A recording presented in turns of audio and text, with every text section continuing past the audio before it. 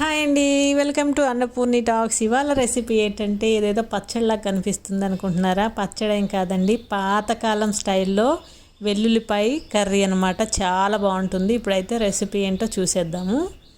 ఇప్పుడు వెల్లుల్లిపాయలండి, వెల్లుల్లిపాయలు చిన్న సాంబార్ ఉల్లిపాయలు తీసుకున్నాను. మీకు ఎన్ని కావాలంటే అన్ని క్వాంటిటీ తీసుకోండి. ఇలా వెల్లుల్లి రెబ్బలు ఉల్లిపాయలు కూడా క్లీన్ చేసుకొని ఒలిచేసుకొని పక్కన పెట్టుకోవాలి.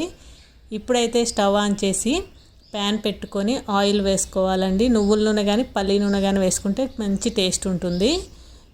ఆయిల్ హీట్ అయింది కదండి, ఒక 15 మెంతు గింజలు, ఒక 15 మిరియాలు, ఒక చెంచా జీలకర్ర వేసుకొని దాని తర్వాత 3 చెంచాల ధనియాలు, 4 కాశ్మీరీ రెడ్ చిల్లీ వేసుకొని బాగా ఫ్రై చేసుకోవాలి.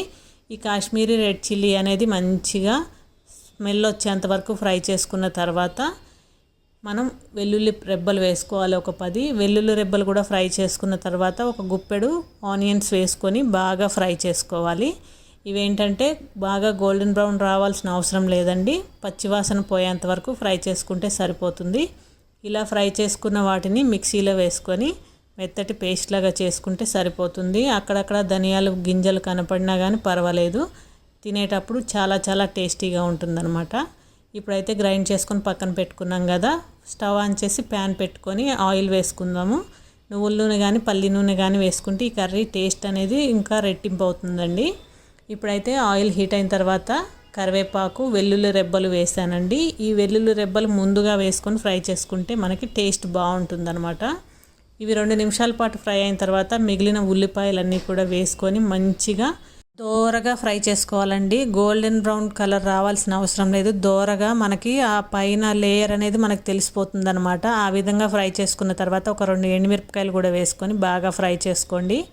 మనకి ఈ నూనెలో వేగేటప్పుడు పైన మనది ఆ స్కిన్ అనేది తెలిసిపోతుంది అనమాట, వెల్లుల్లిపాయలు ఉల్లిపాయ పైన. ఇప్పుడైతే పేస్ట్ అయితే వేసేస్తున్నాను.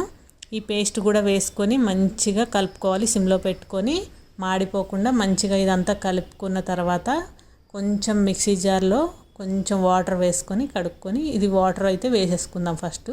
ఇలా వేసుకున్న తర్వాత కలిపేసుకోవాలి ఒకసారి. ఇలా కలుపుకున్న తర్వాత ఒక 1/2 చెంచా పసుపు, ఈ కర్రీకి సరిపడా సాల్ట్ వేసుకొని ఒకసారి కలుపుకున్న తర్వాత ముందుగానే ఒక చిన్న నిమ్మకాయ సైజ్ అంతా చింతపండు నానబెట్టి రసం తీసి పెట్టానండి.